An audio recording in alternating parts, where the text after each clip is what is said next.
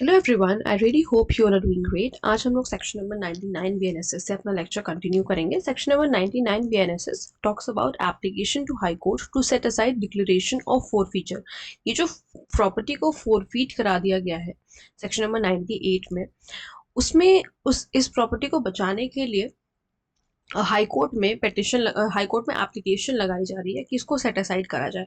देखो, subsection 1 says any person having any interest in any newspaper, book, or other document in respect of which a declaration of forfeiture has been made under section 98। कोई भी ऐसा बंदा है जिसको interest है उस newspaper में, बुक में या किसी अदर डॉक्यूमेंट में, वो इज इंटरेस्टेड, या हो सकता है उसी ने वो पब्लिकेशन लिखा हो, इस तरह की चीजें है ना। और उसको डिक्लेयर कर दिया गया है बाय द गवर्नमेंट कि ये फोरफीटेड है, इट स्टैंड्स फोरफीटेड। में within 2 months from the date of publication in the official gazette, 2 महीने का टाइम है आपके पास। जिस दिन से इसको फोरफीट कराया गया है उस दिन से लेकर के 2 महीने के अंदर अंदर आप जो है चाहें तो हाई कोर्ट में अप्लाई कर सकते हैं, एप्लीकेशन लगा सकते हैं कि ये जो डिक्लेरेशन करा है इसको सेट असाइड करा जाए, that the issue of the newspaper और the book or other document in respect of which the declaration was made did not contain any such matter as in referred in subsection 1 of section 98। वो ये कहेगा कि इस publication में, इस newspaper में, book में या किसी भी चीज में कुछ भी ऐसा नहीं था जो कि सेक्शन 1 जो कि सेक्शन 98 में दिया गया है, मतलब कुछ भी ऐसा ऑब्जेक्शनेबल चीज उसमें नहीं थी। ठीक है। सबसेक्शन 2 क्या कह रहा है? Subsection 2 says every such application where the high court consist of 3 और मोर जजेस। एप्लीकेशन जो एप्लीकेशन ये गई है इसकी हाई कोर्ट में, 2 से 3, दो या सॉरी 3 या 3 से ज्यादा जजेस होने चाहिए, मतलब 3 और more जजेस ही सुनेंगे इसको। ठीक। And determined by a special bench of high court composed of 3 जजेस and where the high court consist less than 3 जजेस। और मान लो जैसे अगर हाई कोर्ट में 3 जजेस नहीं है, 3 से कम है, तो सच special bench shall be composed of all the जजेस ऑफ द हाई कोर्ट।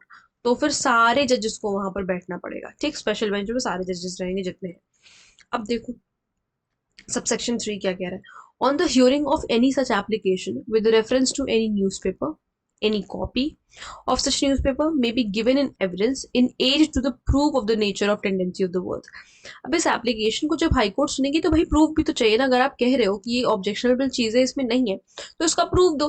तो उस न्यूज़पेपर की कॉपी आप लेकर के आ सकते हो, जो कि एक एड, एक हेल्प की तरह वर्क करेगी उस प्रूफ में, ये बताने के लिए कि नहीं, इसमें जो वर्ड्स लिखे हुए हैं इस वर्ड्स की टेंडेंसी वो नहीं थी जो आप लोग समझ रहे हैं। ठीक है।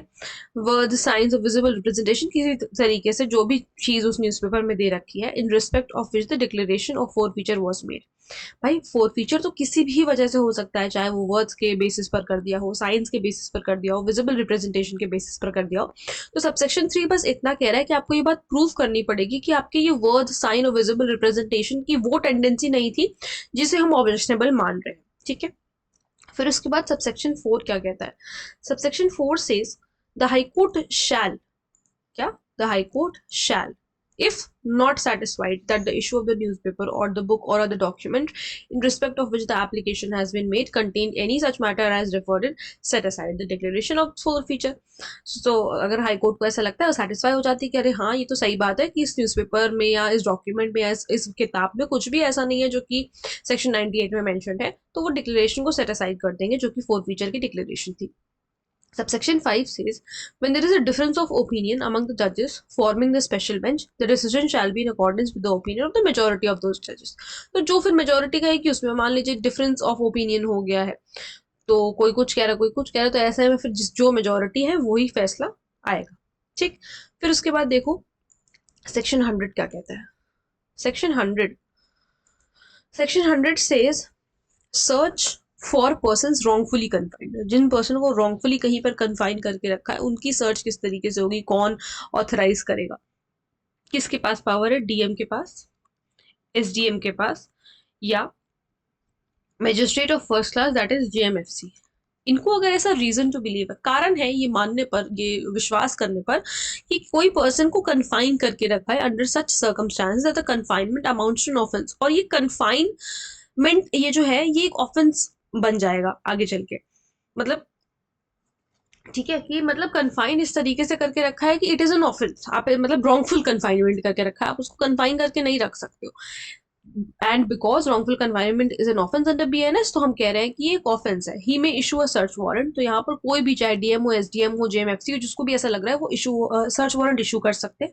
And the person to whom search warrant is directed, such warrant is directed, तो जिस पर्सन को ये वारंट डायरेक्ट किया गया है कि आप जाकर के एग्जीक्यूट करके लाओ, मे सर्च द पर्सन, वो खोजेगा उसको ढूंढेगा।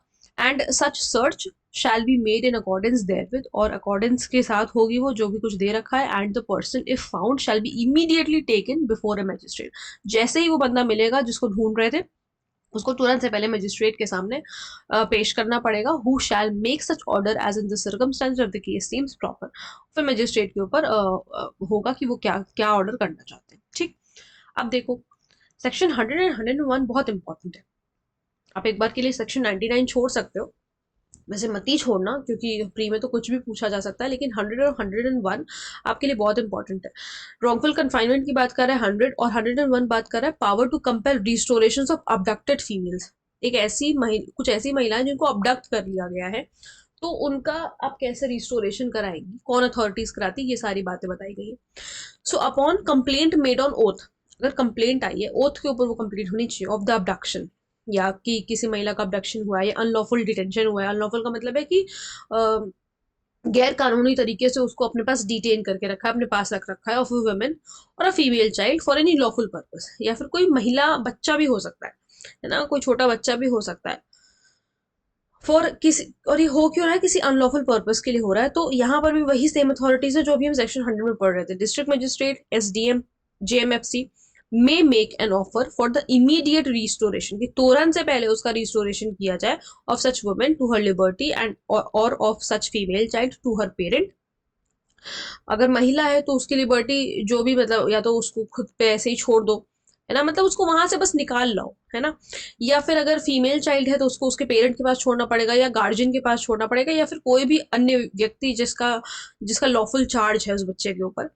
And may compel compliance with such order using such force as may be necessary, और ये सब करने के लिए अगर उन्हें कोई फोर्स यूज करना पड़ रहा है तो वो भी वो फोर्स भी यूज कर सकते हैं।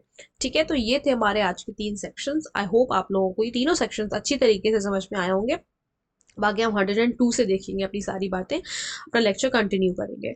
अगर कोई डाउट है, कोई क्वेरी वगैरह है, तो आप मुझसे कमेंट सेक्शन में पूछ सकते हैं। मिलते हैं नेक्स्ट वीडियो में। Thank you so much.